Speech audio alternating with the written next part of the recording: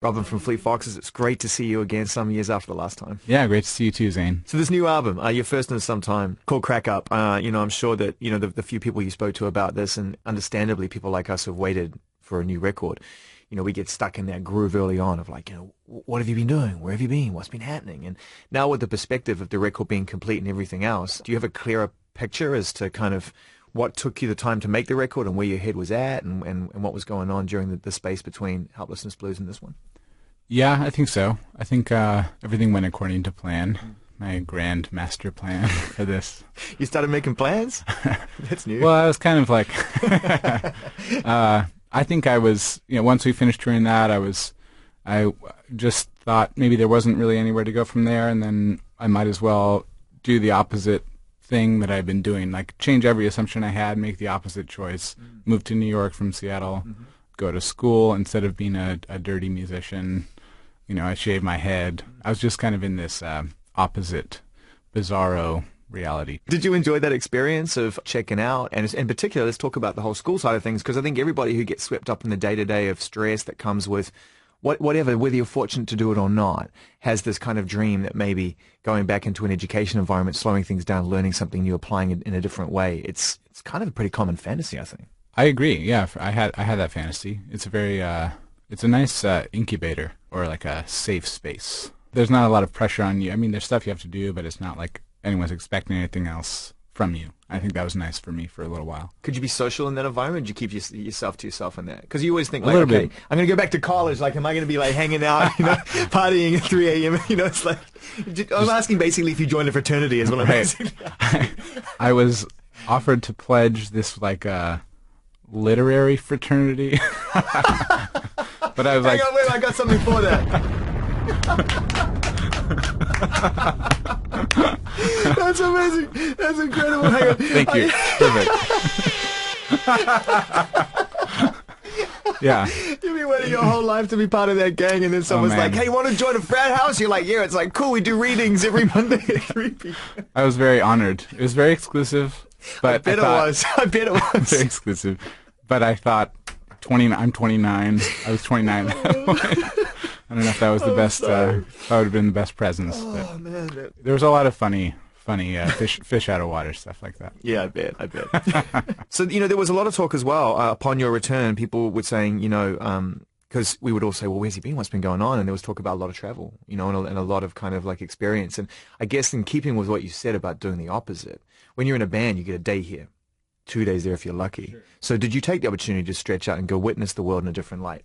Yeah, definitely. I went to Morocco, and my bandmate Morgan had kind of turned me on to Gnawa music, and I was really interested in hearing more of that. So I went to Morocco and went to the town where their guild is and listened to that stuff for a while. And how do you introduce yourself in that environment? Is it just a case, I mean, I've been to Mali with musicians in Africa, and I know that once you present yourself in a certain way, in a respectful way, and you're open to the idea of listening to their music rather than inserting yourself into it, it's actually a pretty, I thought it was a pretty seamless transition for the musicians there. Right. How was it for you, that experience? I was kind of just a fly on the wall. I was trying to seek out like a Lila ceremony where they play the Gnawa music all night, like a healing ceremony to the morning. Beautiful. But I think you need it's like a... You need a VIP pass for that. Yeah, VIP pass, which I didn't get. But that was great. I did, a bunch of other traveling. It's true, when you're touring, you don't really get that. It's just, you're just there for the day at the mercy of whatever is nearby the venue. Were you writing music during these experiences? Was it inspiring you in that way? Not really, like while traveling. Although, well, I would carry this like iPad around if you're trying, please. Whoa! Beats Hold up! You've changed, man. You've changed. What's going on? And it has that. I mean, it's a great product. And so I would try and write songs on that, and actually got one out of it. Which one? If You Need to, Keep Time on Me. That progression I wrote on an iPad. We have Robin from Fleet Foxes with us right now. The album is called Crack Up. Getting back into the studio to make this record, did it feel ceremonial to you, or was it just a natural progression from the life you'd been living? I mean, when you and Skylar got together, was it like, all right, Jake, let's get the band back together? It was like the Blues Brothers, or was it sort of just a natural thing? Actually, we had this great kind of few days where we went up to Phil Elverum's studio in Anacortes. Anacortes is a couple hours north of Seattle. Okay. So he has a beautiful studio up there in an old church called The Unknown. and we went up there, and it was just Skylar and I, and we were just up there kind of breaking ground on the record last summer, and that was a great way to kind of ease into it.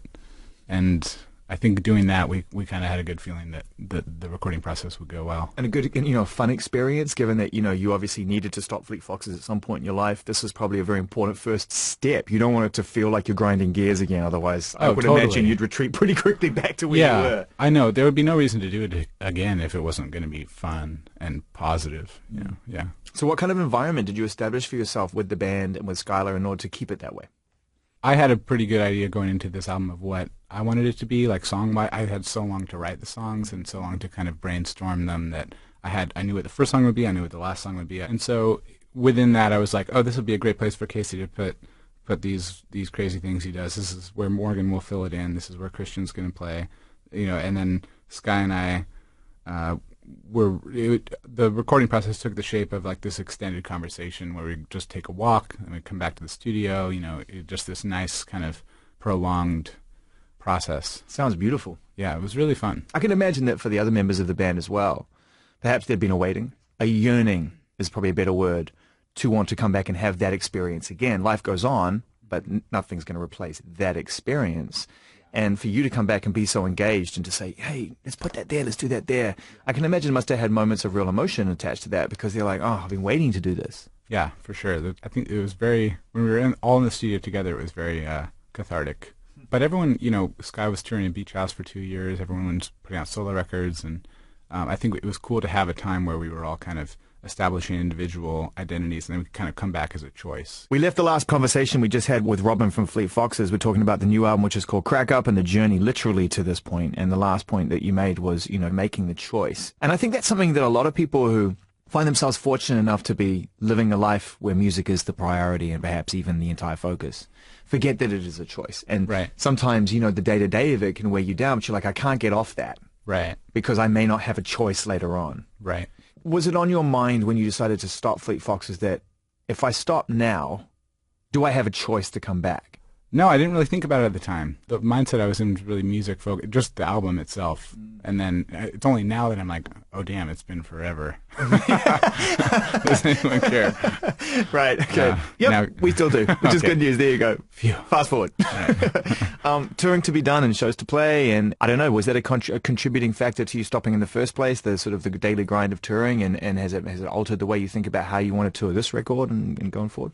That was only a consideration in the sense that as great as that experience is, it's a little bit static, and so I just there's not a lot to maybe learn in. It's so true. Everyone thinks that being in a band or being a DJ or whatever, you travel the world and the whole world is full of these learnings, but actually it's sort of arrested development, isn't it? It's Groundhog Day. After a certain point, if I feel lucky to have done as much as we did, but then it does become a little Groundhog's Day. So if there's anything to absorb from that, or learn from it, or draw from to make new music, I had kind of exhausted that. So it was cool to have a period of taking a bunch of new things in that were outside of that context. But I feel like I did so much of that I'm already thinking about the fourth album. I wondered about that. Yeah. I wondered if you were spent or whether you've still got more in there. No, yeah, I'm really excited to keep recording. Wow, and you can. Yeah. That's the beautiful thing, because you made the choice. Right. So this beautiful album, 11 songs, and this, the title track being at the end is one of my favorite songs on the record. Wow, thank you. Love that piece of music. And I suppose it's sort of a parting kind of conversation topic, just a few words about where that song came from, because I just think it's really special. It's like you write something in one state of mind, and then you sit with it for a long time, and then maybe you're not in that state of mind anymore, but you still want that piece of music on there. And it's there's something about the structure of it where I kind of wanted it to feel like the beginning presents a question that is briefly solved, and then there's this sort of ecstatic burst of energy at the end, like enlightenment or something, and then it all kind of cracks up, but in this really ecstatic way, and then it kind of closes in to like closeness, and there's a really tight horn arrangement, and so that the album kind of ends in this bright clearing. I'm laughing because it's like exactly, it's very hard to describe music. I've tried for 30 plus years to do it. It's like dancing for architecture, as they famously say. You just got it in one. Like, that was beautifully described. And Makes perfect sense why the record, as deep and layered and thoughtful and widescreen as it is still so cohesive and such a complete thought. So, wow, thank you. Thank you, man. Oh, yeah, thank you so much. One more for the road? Yeah, please.